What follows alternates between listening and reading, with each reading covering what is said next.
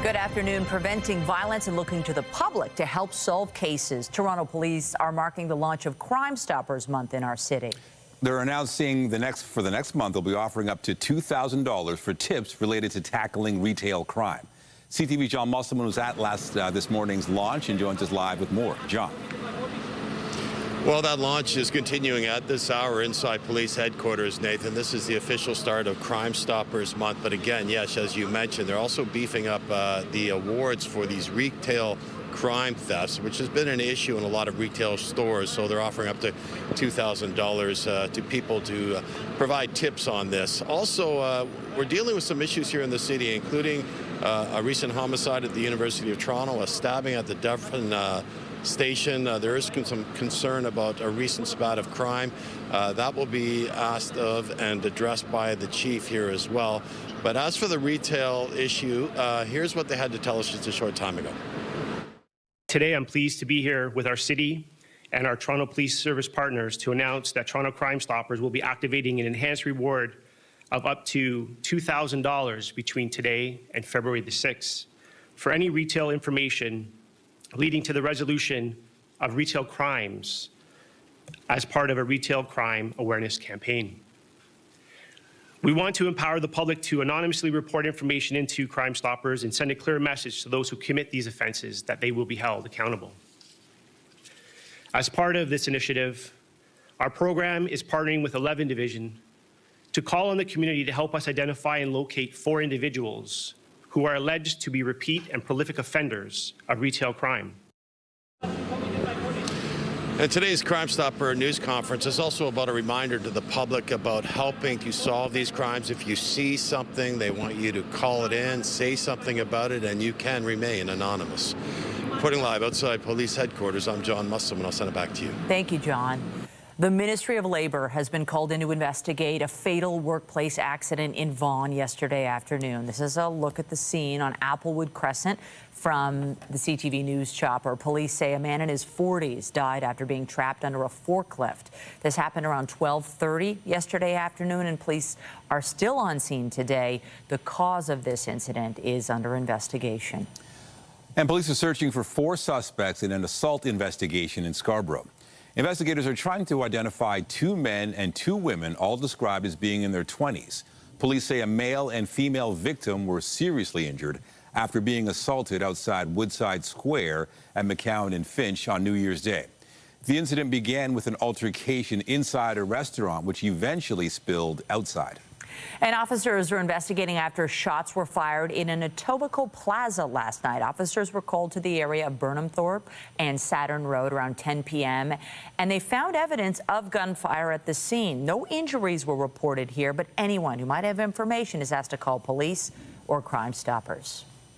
A frightening incident reported at a Mississauga elementary school earlier this week that forced the school into a hold and secure. Corsair Public School sent a letter home to families saying a stranger approached a student with a knife outside the school and tried to kidnap them.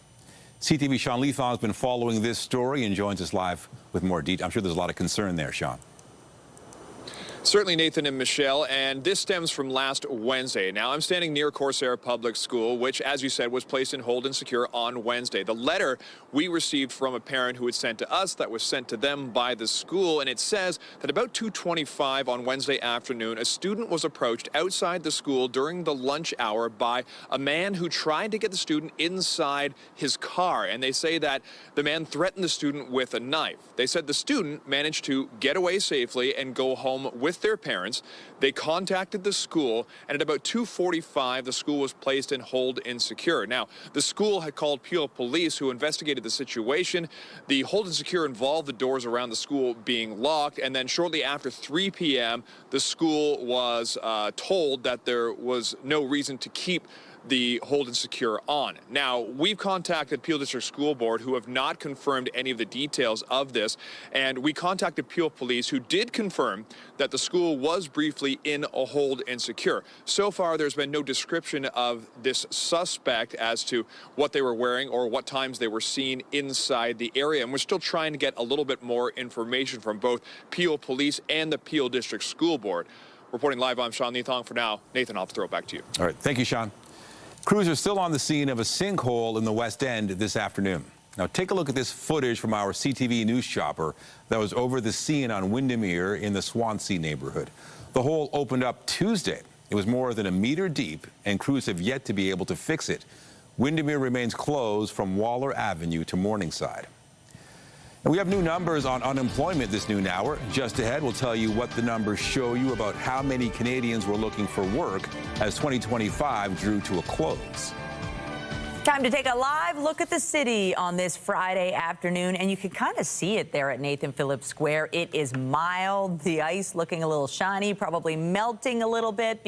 But to be honest, there are several headlines on the weather front today. The mild conditions, but also a special weather statement. To tell us more, Lindsay Morrison is here with a look at what we're working with on the end of the work week for many. Yes, Michelle, it's a triple W day. It is warm out there. It's a little wet still in spots, and it's going to be very windy this afternoon. Let's first talk about the warmth. We are on our way to what we are forecasting to be a double-digit day with a high of about 12 degrees. We're already in the double digits. It's 10 degrees at Pearson Airport, also 10 degrees in Niagara Falls, 15 in Windsor, Ontario. But there is a special weather statement in place. You can see that it covers all of the GTA, and this is warning of winds that could be gusting to near 80 kilometers per hour this afternoon out of the west. The areas that you see there in purple under a wind warning. The wind's going to be even stronger there. Right now, the winds are sustained close to 30 kilometers per hour here in Toronto. Look at this most recent peak wind gust in and around Windsor, 91 kilometers per hour. So again, this is something we're going to continue to watch as the afternoon progresses. The majority of the rainfall has already fallen, but we've got a cold front that's going to swing through this afternoon. That brings us potentially another round of showers. It's also going to cool us down, but that's after we make it hopefully to have an expected daytime high of 12 degrees. The January thaw continues, but this weekend brings change. We'll talk all about it coming up. For now, though, Michelle, I'm going to send it back to you. Thanks, Lindsay. In Brampton, Mayor Patrick Brown officially unveiled his proposed 2026 budget this morning. It includes a 1.5% tax increase on top of the more than 3% portion from Peel Region. Brampton's proposed 2026 budget reflects what we've heard directly from residents and businesses, not just over the last year, but throughout this term of council and the conversations we have in our community. To the seniors on fixed incomes who struggle with affordability, we hear you. That is why this budget is so focused on affordability. To single parents, to those living on fixed incomes, we hear you. This is a budget that we're proud of because it really puts affordability first. Mayor Brown says despite cost pressures, investments continue in public safety, recreation and parks, and transit. Although he noted some local bus routes will see service decreases as the number of international students drops. Residents can share their feedback about the budget at an in-person and virtual events starting next week. Stats Canada says the country created more than 8,000 new jobs in December, but the unemployment rate still saw a spike, rising to 6.8% as more people look to get into the job market. And for a look at the data, we're joined by CTV's Kamil Karamali. Kamil, what can you tell us about the new job numbers this morning? Yeah, Nathan, as you mentioned, unemployment went up in the month of December, but analysts are still choosing to look at it as a glass half full scenario because unemployment was set to or expected to go even higher than it actually did. So a little bit of a reprieve. You can see here, these are the Toronto numbers. The Canada-wide numbers were released today, but we want to focus on Toronto. Unemployment rose 4,600. So the number of jobs or people looking for jobs rose by more than 4,000 on the right of your screen here, up by more than 1%. Meanwhile, employment dropped by 24,000 jobs, down 0.6%. So more people looking for work here. I want to show you the Canada-wide numbers now. So these are the December job numbers. Overall, across the country, Canada added 67,000 jobs. The good news, and also unemployment rate rose now overall across the board in Canada up to 6.8%. That is a uptick from November by 0.3%, primarily because more people entered the workforce looking for work rather than a surge in layoffs. But I want to draw your attention to youth unemployment. That has been the driving factor as to why unemployment has been at the rate it has been all of 2025. That has been a constant story of youth between the ages of 15 to 24 for having trouble finding jobs. It has been the tariffs, it has been the trade war, and it has been inflation, where employers are quite shy and reluctant to hire new grads and young people with not that much experience. I want to show you the sectors most affected by the latest job numbers. On the top left of your screen here, boy oh boy, has it ever been a great year for those in the healthcare and social services sector. On the top left of your screen here, that has been a constant story throughout the year, and the same thing in December. Healthcare added more than 20,000 jobs. Meanwhile, on the bottom left of your screen here, tech and science losing 18,000 jobs in the month of December. So those are the big winners and losers when it comes to job gains and losses based on sector. Canada-wide, we want to focus on provinces across the country, but the headline appears to be Quebec, with the unemployment rate increasing 0.3%, and Ontario, the unemployment rate now almost reaching 8%. So 8% of the population of Ontario roughly now looking for jobs. Nathan and Michelle, so just giving you a snapshot of the last month of 2025 in terms of job gains and losses. What does that mean for the interest rate cut that happens at the end of the month? Well, analysts say that they believe the Bank of Canada, based on these job numbers, will keep the current policy rate at 2.25%. So things are set to hold steady, or at least expected to, at the end of this month, guys. Back over to you. Good to know. CTV's Kamil Karamali in the CTV National Newsroom. Thank you. Anytime. A federal by-election could be held in Toronto's University Rosedale riding as early as March. That seat is being vacated today with the resignation of Liberal MP Chrystia Freeland. The former finance minister is officially resigning as she takes on a new role as an unpaid economic advisor for the Ukrainian government. Her departure from caucus will leave the Liberals 2 seats short of a majority government. The University Rosedale riding is widely considered to be a safe one for the Liberals. Freeland has represented the constituency for more than a decade. Nearly 500 people are said to be relocated from a remote First Nation in Northern Ontario. Indigenous Services Canada says the move was triggered by failures in the community's water supply and sewage systems. The agency says Kashechewan First Nation evacuees will be taken to Timmins and Kapuskasing. They say sewage is creeping into people's homes and contaminating fresh water systems.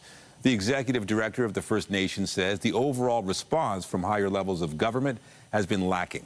The province has said it's working with the feds, First Nation, and local leadership to support the safe evacuation of residents. Local authorities in Minneapolis are calling for a thorough investigation following the fatal shooting of a woman this week by an immigration and customs enforcement officer. In Minneapolis, when a tragedy strikes, there's one word that summarizes what is most important, and that word is integrity. This is not the time to bend the rules. This is a time to follow the law. This is not a time to hide from the facts. This is a time to embrace them, making sure that we're pushing for transparency every step of the way. The fact that Pam Bondi's Department of Justice and this presidential administration has already come to a conclusion about those facts is deeply concerning. People continue to protest in the city and elsewhere, demanding ICE leaves after Renee Good was shot while in her car on Wednesday. Federal officials say the officer acted in self-defense, but videos have raised questions about whether that was the case. The FBI is investigating the deadly use of force. Some protesters are demanding the officer face criminal charges. In Portland, state authorities say a U.S. immigration agent shot and wounded a man and a woman last night.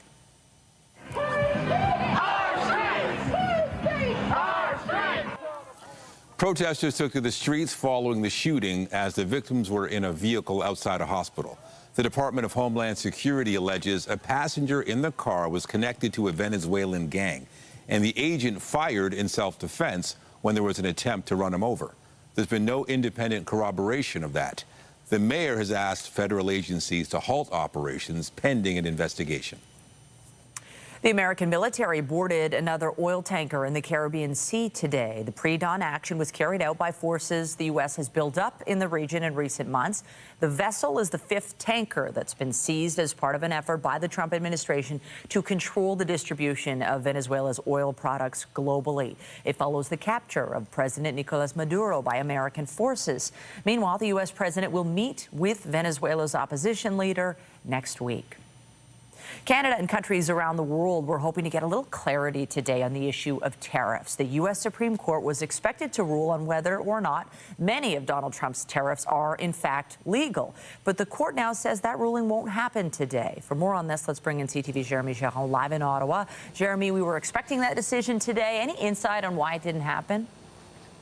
Yeah, Michelle, we don't know, definitively why the Supreme Court decided not to issue a ruling today. What we do know is that it was always just, anyone's best guess that today would be the day that ruling would come, as it happens at the U.S. Supreme Court. We knew that today was going to be an opinion day. They had scheduled an opinion day, which means they will rule on cases, but they never unveil which cases they are going to rule on ahead of time. But it was widely expected, many believe, that today would be the day they would rule on the tariffs. That is not the case. And so, as you've touched on, what that means is that Canadian businesses and other businesses around the world impacted by these tariffs are going to have to wait a little longer to hear where the Supreme Court stands on the so-called IEEPA tariffs. That stands for International Emergency Economic Powers Act. That is the legal basis for which Donald Trump has used to impose some of these tariffs. For the purpose of Canada, we can call them fentanyl tariffs, if you will. They're tariffs that were imposed early on in the trade war. 35% is the tariff rate right now on goods traded that are not covered by CUSMA, 10% on energy products. And so the impact here in Canada is not widespread. Nonetheless, there are, impacts, of course, for these tariffs. And this just means that businesses and anyone impacted is going to have to wait a little longer to see where the Supreme Court stands on this. And as everybody waits, there are concerns on how Canadian importers will recoup the tariff money paid to the U.S. government.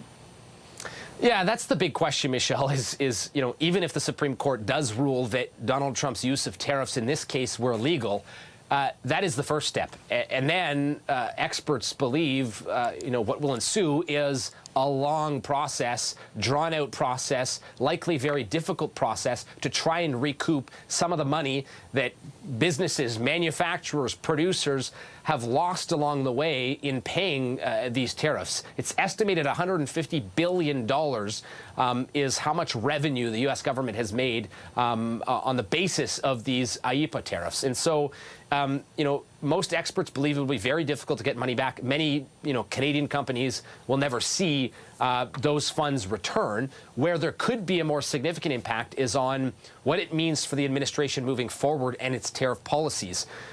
If the Supreme Court rules with the Donald Trump and says that these, tariffs were in fact legal, it's likely they're more empowered, more emboldened to continue on.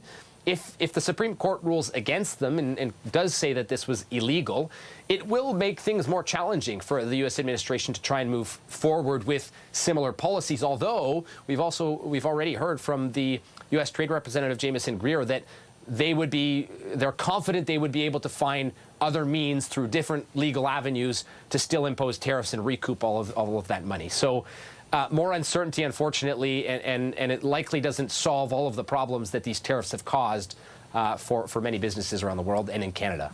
Sure makes you wonder what will happen on the tariff front in 2026. CTV's Jeremy Charon live for us in Ottawa. Thank you. Anytime. They have been controversial, sparking fears of increased violence. But do supervised consumption sites actually lead to more crime? Canadian researchers analyzed a decade of Toronto police data to find out whether the fears line up with the facts. Our Beth McDonnell reports. A stray bullet from a fight outside a safe consumption site killed mom of two, Caroline Hubner-Macarat. It's a tragedy that cast a spotlight on crime and public safety near the facility. Since closing nearly 10 months ago, residents have mixed views on crime in the neighborhood. Yes, there's still issues, as there are ever in the city, but it's night and day. I wouldn't walk in front of there because there was so much business happening that I was like worried of the safety of my children. It was certainly tragic for sure. But you know, crime happens all the time. What I was worried about was open drug use, and I haven't seen that. What I have seen a lot of is car break-ins in the recent months. So I don't know, I would say it's been mostly steady. Now, a new study looks at the association between the sites and some local Toronto crime. Using Toronto police data over 10 years, within 400 meters of the sites, researchers tracked assaults, auto thefts, break-and-enters, robberies, thefts over $5,000, bike thefts, and thefts from vehicles. In general, there was not an immediate increase in localized crime following the implementation of these sites compared to before they were introduced. And in some cases, even there was a decline over time, which is pretty positive findings. The exception, break-and-enters. When sites opened, there was an immediate increase before declining over about 3 years. And they found increases at some specific sites. We did see increases in assaults, particularly I think it's in South Riverdale, which is in fact where the incident with the mom occurred. So in some ways, we are corroborating their feelings. We're not dismissing or ignoring them. The study looked at crime as sites opened across Toronto in 2017. While there are still a handful still operating today, the Ontario government ordered many near schools and daycares to shut in March 2025. Assuming that the people that use supervised consumption sites are the people committing these crimes. And yet we know that like people do break and enters, they steal bikes, they do other kinds of crimes like shoplifting out of survival and necessity. So if we want to tackle, reducing crime rates in these particular areas, we need to tackle the gross inequality that happens in this country and in this city in particular. The research tapped data publicly available, but couldn't include incidents of needle and syringe discardments, public defecation, or graffiti. And what I want those folks to take away from this, and I want people to be curious about, is to look at the sites where crime went down, but never spiked and went down from the beginning. She says there's an opportunity for learning to better integrate sites into communities so it benefits everyone. Beth McDonnell, CTV News. The province is suing Keel Digital Solutions, one of the companies at the center of the Skills Development Fund scandal. The software company operates a platform for mental health care. Keel received about $7.5 million in skills development funding, despite its application being lower ranked than others. In November, the OPP opened an investigation into the company after an audit found irregularities relating to contracts with colleges and universities ministry. Now the province has filed a statement of claim alleging fraudulent misrepresentation relating to the same contracts. The suit is seeking $25.9 million. Keel Digital Solutions responded to the lawsuit this morning, saying it is deeply flawed, built on misstatements and inaccuracies. They say a counterclaim against the province is forthcoming. We have our clearest sign yet. The long-delayed Eglinton Crosstown LRT will be opening very soon. While an official date has not been released, Premier Doug Ford said yesterday he's confident the line will be on the tracks early next month. His comments are welcome news for residents and businesses along that line. CTV's Mike Walker joins us now with reaction to the news. But Mike, of course, it's been a long journey here. I'm sure lots of people are skeptical as well. Well, we're getting mixed reaction. We've been speaking with transit riders here in Scarborough who tell us they'll eventually depend on the long overdue crosstown to get to work, school, and appointments. The Premier's confidence has some expressing some optimism, but we are hearing that many are still skeptical. Now, the 19-kilometer LRT line has been plagued by delays, lawsuits, and safety issues. It was originally scheduled to open in 2020. For months now, the Ford government has been hinting at a possible opening, but those dates keep getting pushed back. Metrolinx handed over the line to the TTC, which is continuing testing and work to determine the start date for service. Here's more from transit riders in Scarborough. Well, that's great, that's what he says, but, like in reality, I know that's not going to happen. It'll probably take 3 or 4 months. Just because in the past, like, people made promises and, they projected that something's going to happen, but in reality, it never happens that way. I don't believe that. I trust the process. Tell me, why would you be happy to use it? Because it's in my way, that's why. It's making my journey very less and frequently. I'm still doubting it. Why is that? Because it has been here forever, non-opening. It will be a miracle, but it will be a blessing. Again, we'll be happy.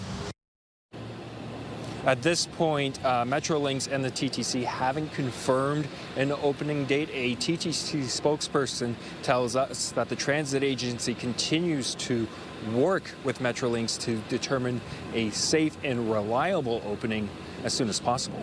Reporting live, I'm Mike Walker. Nathan, back to you. Thank you, Mike. Meanwhile, there's set to be regular service on the TTC this weekend with one key exception. On Saturday night, service on Line 2 will end at 11:59 p.m. between Broadview and Woodbine stations. That stretch of subway happens to be closed right now as well. The TTC says it's fixing track problems there and between Finch and Shepherd Young on Line 1. Shuttle buses are running, and TTC CEO Mandeep Lally has apologized, saying a thorough review will take place to determine the root causes.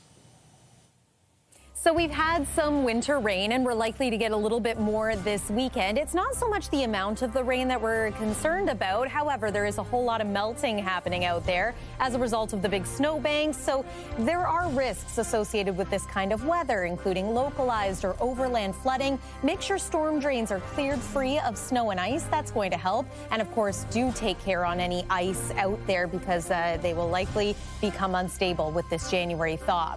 Our record to beat today is 11.6 degrees. That record was set back in 2008.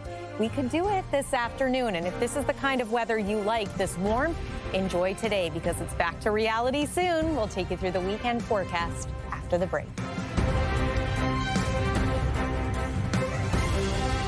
When you see it happen, send it to CTV News. Text 10400 from your screen to ours. Text 10400. Well, you know, it's one of those days where it looks and feels like it's the end of winter. I know it's not, but it looks that way. I know we have so many more months to go. Not the worst thing ever, but certainly it's mild, and you're seeing the sunshine this hour. But there are some things to note weather-wise on this Friday. Now, January thaw will do this. It gives us a taste of spring, and then it's back to reality, which will happen as we move into this weekend. But yes, today it is warm. In fact, it's possible we've now broken our daily temperature record here in Toronto. It's going to become windier through the afternoon, and some areas, even though there is some sun out there, will still see another round of wet weather before the day is finished. Weather is brought to you by the Presler Law Firm, injury lawyers you don't pay unless they win. Our CTV News chopper flew high above the GTA this morning and managed to capture a sliver of a sunrise there. Didn't take long before the rain moved in. Fortunately, the majority of that rain has now moved out. We're still keeping an eye on the cold front for this afternoon, and that will cool us down, in addition to bringing us the possibility of more wet weather. But look at the warmth right now. It is 14 degrees in Windsor. It's 12 in Toronto, so it looks like at the very least we have tied the daily temperature record for today or exceeded it. We'll bring you an update later this hour. 12 was our forecast daytime high. Compare that to normal. -2 degrees is our average high this time of year, so we are well above seasonal, much warmer than we expect to be at this time of year. Although, as mentioned, January thaws are very common and normal. There's your evening at a glance. Staying mild through the late afternoon, starting to cool down in the early evening. It'll be dry this evening too if you want to venture out, but it is still going to be windy, with those westerly winds gusting close to 80 kilometers per hour before finally easing later tonight. -2 is what we fall to through the overnight hours, so that's a little closer to normal. And then tomorrow at a glance, daytime high of 2 degrees. +2. We do have some active weather in the forecast. The majority of your daytime hours should be okay, but mid to late afternoon and early evening, watch for either some rain or some snow, maybe even a little bit of mixing in between. Here's our current satellite and radar, enjoying some sunny breaks in many areas. But again, cold front's going to swing through. We're going to cool down behind it. And there's the next low that's starting to develop for the weekend. So again, this is going to be a weather maker for Saturday afternoon and Saturday night. Again, clearing forward tonight and mainly cloudy tomorrow. There's about 3:30 tomorrow afternoon. So watch for that chance of mixing or rain before a changeover to some light snow. And then it's going to be flurries throughout the day on Sunday. We've also got the chance of snow into Monday. So here is the 7-day forecast. The weekend is looking a bit unsettled. -1 degree for Sunday for a daytime high, and 0 into Monday afternoon. That's your look at the weather for now. I'll send it back to you. All right. Thank you, Lindsay. We've got more news after the break. Stay with us. Canada's restaurant industry is under stress amid inflation and rising food prices. More diners, pubs, and eateries are closing their doors. While the sector rebounded after the pandemic, thousands are expected to go out of business as more consumers rein in their spending this year. Pat Foran has a consumer alert. When it comes to spending money in restaurants, more people say they're trying to watch their finances and eat at home. Definitely, we have been watching how much we're spending on eating out at restaurants. I will try to go to fewer restaurants this year, I think, just given the prices. Prices has gone up a lot. In the last couple of years, it's been extremely difficult for restaurants in general. According to a study from Dalhousie University, last year in Canada, 7,000 restaurants closed and went out of business. The university is now projecting another 4,000 restaurants will shut their doors this year.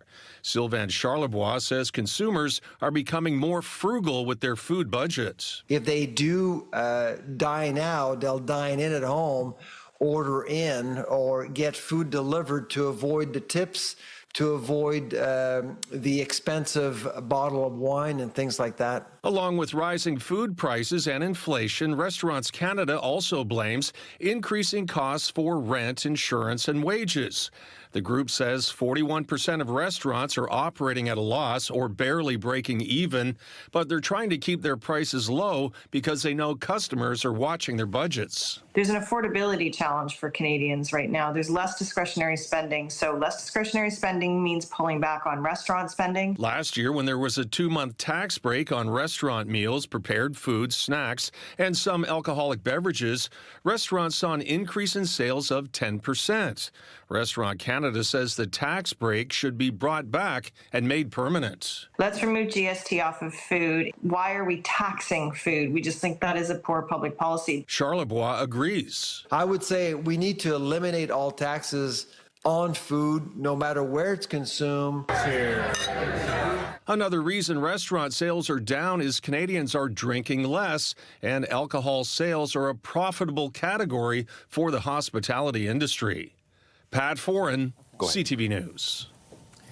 FanDuel Canada has been fined $350,000 by Ontario's gambling watchdog after it failed to report unusual and suspicious betting.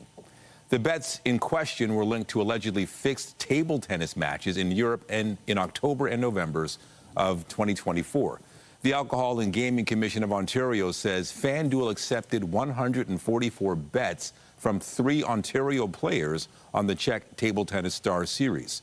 The commission says there were multiple indicators associated with match fixing, and FanDuel failed to meet its obligations to identify the suspicious activity. FanDuel is defending its integrity monitoring program, which it describes as industry leading. The company has 15 days to appeal the decision. Providing mental health therapy for students without missing class. North America's first recovery high school is in Ontario with support from Bell Let's Talk. Our health reporter Pauline Chan has more. For a generation of Canadians, Degrassi defined their adolescence, its joys and its struggles. And for one of its stars, Stacey Mistyshin, the show also coincided with a lot of things going on in her life. I was struggling with eating disorders, anxiety, depression. I had all these issues. Fast forward, and Mistyshin is now a mental health instructor at Ontario Shores, one of the recipients of this year's grants from the Bell Let's Talk Community Mental Health Fund. The $25,000 will go specifically to a program called Recovery High School. This is the first program of its kind in North America, and it started right here at Ontario Shores. The goal is simple: help students stay in school while getting the mental health support they need. Mistyshin says when Degrassi ended, she immersed herself in education about mental and physical well-being.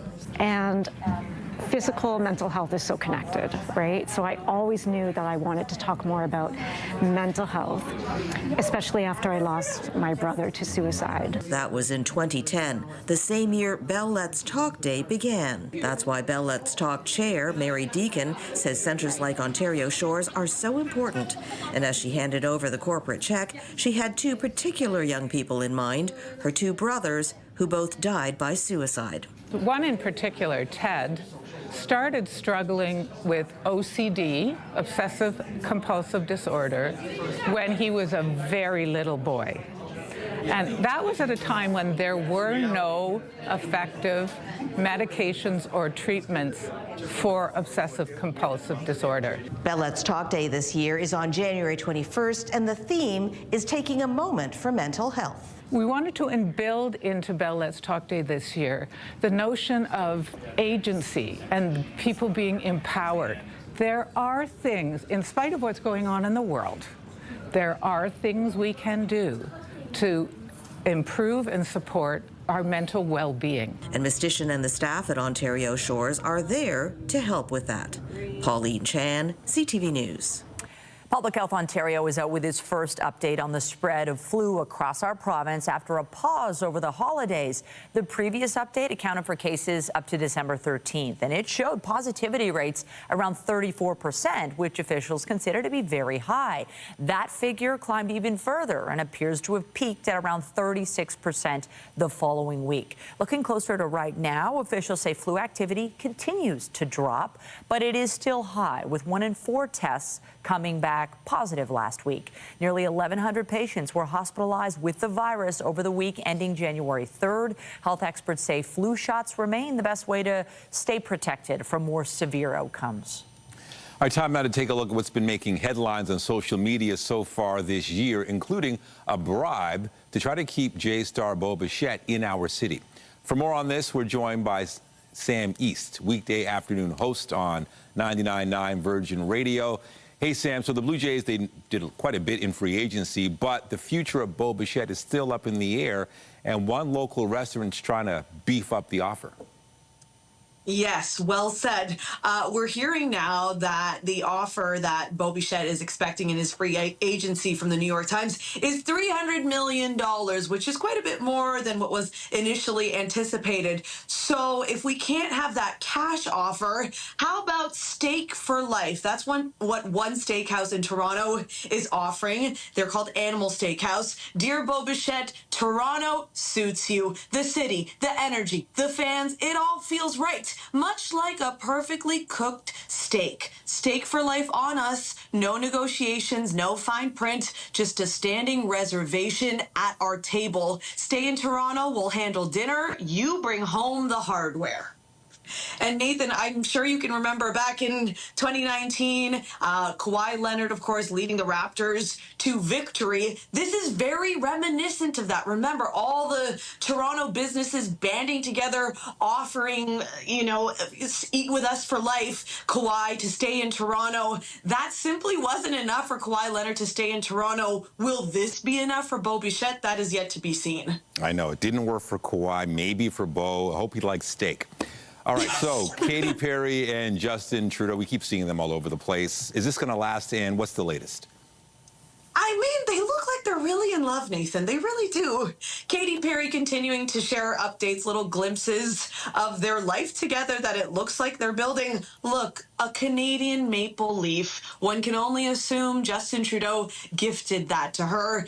And then, this is from the same post, a very sweet picture of Justin Trudeau and Katy Perry snuggled up. Where they are looks like they're on vacation. It looks somewhere warm. And look, our former Prime Minister does look very happy. So as it stands, they look very much in love, Nathan. But I know, but you never know. Those are pictures, right? They always look good in the pictures. Right. That's true. You don't know what's going on behind the scenes. I always wonder, what do they talk about? I would love to be a fly on the wall, but I was talking about this last year with Michelle as we were heading into the new year. Now in 2026 with you, they're still going strong. Well, we'll have to see. Maybe it might work. They seem to both enjoy the spotlight. All right. Yes, Sam East from 99 Virgin Radio. A pleasure chatting. Take care. Have a good weekend. Have a great show, Sam. Well, in sports, at least we're looking to end their road woes, visiting the Philadelphia Flyers last night. Tavares has it with Cowan. John Tavares works in, feeds it back. Cowan shoots, scores! Easton Cowan ends it in spectacular fashion as the Leafs take it 2-1. A big win for the Buds. Easton Cowan scoring the overtime winner in thrilling fashion after Toronto tied up the game late in the third period. The victory ended a 5-game road winless streak for Toronto. They're back in action tomorrow night, hosting the Vancouver Canucks. And on the court, the Raptors will be going for their 4th straight win when they take on the Celtics tonight. Mamu quickly for the win! Quick does it at the end! Emmanuel quickly! Call 5! The Raptors are coming off a big win on Wednesday. Emmanuel quickly hitting a buzzer beater to lift Toronto to a 1-point win over the Charlotte Hornets. Brandon Ingram is questionable for tonight's game with a sprained thumb. Tip-off is set for just after 7. The 23 players who will represent Canada in women's hockey at next month's Olympics will be unveiled this afternoon. The team will open its defense of the gold medal February 5th against Finland in Milan. The Canadians will also face Switzerland, Czechia, and the U.S. in Group A, which features the world's top 5 seeds. All Group A teams and the top 3 in Group B will play in the quarterfinals. Canada has won 5 of the past 7 gold medals since women's hockey made its Olympic debut in Nagano, Japan in 1998. Bruno Mars is officially back with his first solo album in more than a decade. Hey, Mr. DJ!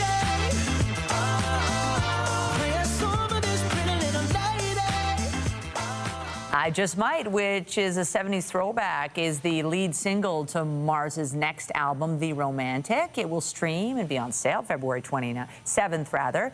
The singer also announced a new global tour with 2 shows planned for Rogers Stadium here in Toronto in May. Some Canadian star power is joining the cast of Titanique as the Celine Dion parody musical sails to Broadway.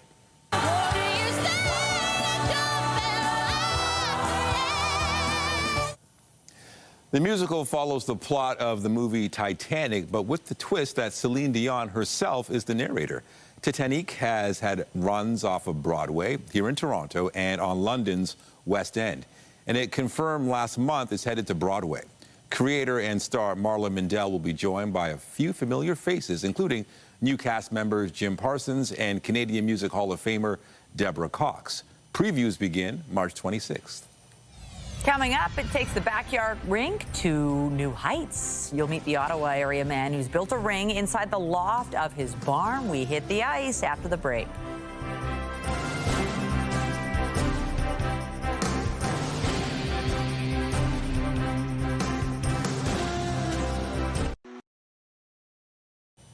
Building a backyard rink is a Canadian tradition, but a Perth man is taking it to new heights. He's building an indoor ice rink in the 2nd-story loft of his barn.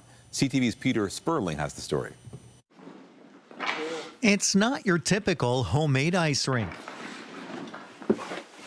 John Ryan built this in the 2nd-story loft of his Perth, Ontario barn. If you know me, I'm a pack rat, and the first floor is full. There's no room. That's right. Ground floor is for storage. Upstairs, for fun. It's fun and it's helpful. Keep the stick tight against your skate. Originally built for his children years ago. Now his grandchildren get to enjoy skating close to home. Like, mostly every day. Like when I come home from school. Because when I'm bored, I can just come here. Do you have fun here? It's great for the kids. They're able to come and skate at Nana and Papa's anytime they want. It helps them practice their skills for hockey. He says the structure is sturdy, designed to hold the weight of bales of hay. He tried the traditional outdoor rink first, but that wasn't his thing. Laziness. I'm tired of packing the snow down and watering stuff like this. This, once you've got it in, my son and I think 4 hours, we had it ready to go. Throw the hose in it and walk away. Of course, he added boards, lights, Taylor, are you ready for some more hockey? and a staircase to make getting up and down easier.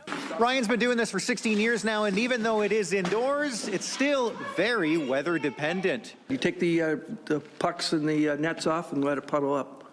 Once she gets hard, she's good to go again.